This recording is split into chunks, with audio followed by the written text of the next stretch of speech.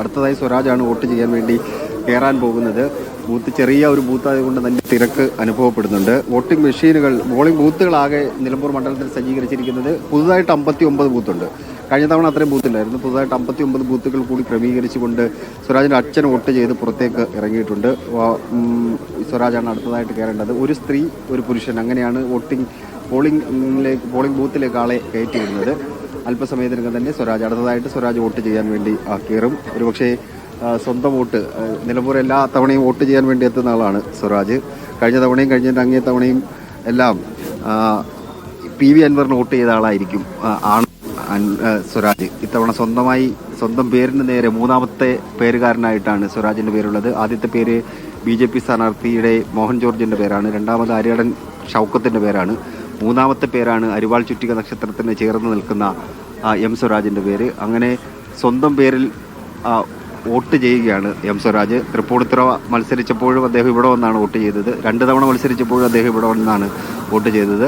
ഇത്തവണ സ്വന്തം പേരിന് നേരെ അദ്ദേഹം വോട്ട് ചെയ്യുന്നു എന്ന രാഷ്ട്രീയ കൗതുകം കൂടി ഇവിടെ നിലനിൽക്കുന്നു. സാധാരണ മണ്ഡലത്തിലുള്ള സ്ഥാനാർത്ഥികൾ അങ്ങനെ ചെയ്യാറുണ്ട്. പക്ഷേ സ്വരാജ് ആദ്യമായിട്ടാണ് ചെയ്യുന്നത് എന്നൊരു പ്രത്യേകതയുണ്ട്. കാരണം അദ്ദേഹം വോട്ട് മാറ്റിയിട്ടില്ല. അങ്ങനെ സ്വരാജ് വോട്ട് ചെയ്യാൻ വേണ്ടി കയറി അദ്ദേഹത്തിൻ്റെ വോട്ടവകാശം നിർവഹിക്കാൻ വേണ്ടി പോവുകയാണ് അദ്ദേഹം. അപ്പോൾ പോളിംഗ് ഉദ്യോഗസ്ഥരുടെ അടുത്തേക്ക് എത്തി. ക്രമനമ്പർ പറഞ്ഞ് 746 അദ്ദേഹത്തിൻ്റെ ക്രമനമ്പർ 746ാമത്തെ വോട്ടറാണ് അദ്ദേഹം. ഇവിടെ അദ്ദേഹം വോട്ട് ചെയ്യാൻ വേണ്ടി സ്ലിപ്പ് വാങ്ങി പോളിംഗ് സ്റ്റേഷനിലെ ഉള്ളിലേക്ക് കയറി അദ്ദേഹം വോട്ട് ചെയ്യാൻ വേണ്ടി എത്തിച്ചേരുന്നു. അങ്ങനെ അല്പസമയത്തിനകം തന്നെ വോട്ട് ചെയ്ത ശേഷം അദ്ദേഹത്തിൻ്റെ ഒരു പ്രതികരണം ഉണ്ടാകും. സ്വാഭാവികമായിട്ടും രാഷ്ട്രീയ പ്രതികരണം അദ്ദേഹത്തിൻ്റെ ഭാഗത്തു നിന്നുണ്ടാകും. കാരണം ഇത്രയും നാൾ നീണ്ട പ്രചരണം, ആ പ്രചരണത്തിൻ്റെ ഏറ്റവും ഒടുവിൽ അത് വോട്ടിലേക്ക് എത്തിച്ചേരുന്നു. അതിൻ്റെ പ്രതീക്ഷകൾ അത് സ്വരാജിൽ നിന്ന് ഉണ്ടാകും. ഞാൻ നേരത്തെ പറയുകയാണെന്നുണ്ടെങ്കിൽ പോളിംഗ് ബൂത്തുകൾ 263, വോട്ടിംഗ് മെഷീനുകൾ 315 സജ്ജീകരിച്ചിട്ടുണ്ട്. VVPAT 341 ഉണ്ട്. ജിൽസി നേരത്തെ സൂചിപ്പിച്ച പോലെ വനത്തിൽ 3 ബൂത്തുകൾ ഉണ്ട്. പുഞ്ചക്കൊല്ലി മോഡൽ പ്രീ സ്കൂൾ, അതുപോലെ തന്നെ വാണിയമ്പുഴ ഫോറസ്റ്റ്, നെടുങ്കയം അമിറ്റി സെന്റർ എന്നിങ്ങനെ 3 ഇതുണ്ട്. പുറത്തേക്ക് വെക്കാം, പുറത്തേക്ക്. അങ്ങനെ സ്വന്തം നാട്ടിൽ M സ്വരാജ് സ്വന്തം പേരിൽ വോട്ട് രേഖപ്പെടുത്തിയിരിക്കുന്നു എന്നുള്ള സവിശേഷമായ ഒരു ചിത്രം കൂടിയാണ് നമ്മൾ കണ്ടിരിക്കുന്നത്. എന്തായാലും അദ്ദേഹം എല്ലാ തവണയും ഇവിടെ എത്തി വോട്ട് രേഖപ്പെടുത്തി മടങ്ങാറാണ് പതിവ്. തൃപ്പൂണിത്തുറയിലാണ് താമസമെങ്കിലും അദ്ദേഹം വോട്ട് ഇവിടെ നിന്ന് മാറ്റിയിട്ടില്ല. സ്വന്തം നാട്ടിൽ തന്നെയാണ് എല്ലാ വർഷവും വോട്ട് ചെയ്തിരുന്നത്. കഴിഞ്ഞ വർഷമൊക്കെ PV അൻവറിനായിരിക്കും വോട്ട് ചെയ്തിട്ടുണ്ടാവുക. എന്നാൽ ഇക്കുറി സ്വന്തം പേരിൽ തന്നെ വോട്ട് രേഖപ്പെടുത്തിയിട്ടുണ്ട് സ്വരാജ്. അദ്ദേഹം പുറത്തേക്ക് വരുന്നുണ്ട്. സ്വാഭാവികമായിട്ട് ഒരു പ്രതികരണം കൂടി അദ്ദേഹത്തിൽ നിന്ന് ഇന്ന് പ്രതീക്ഷിക്കുന്നുണ്ട്.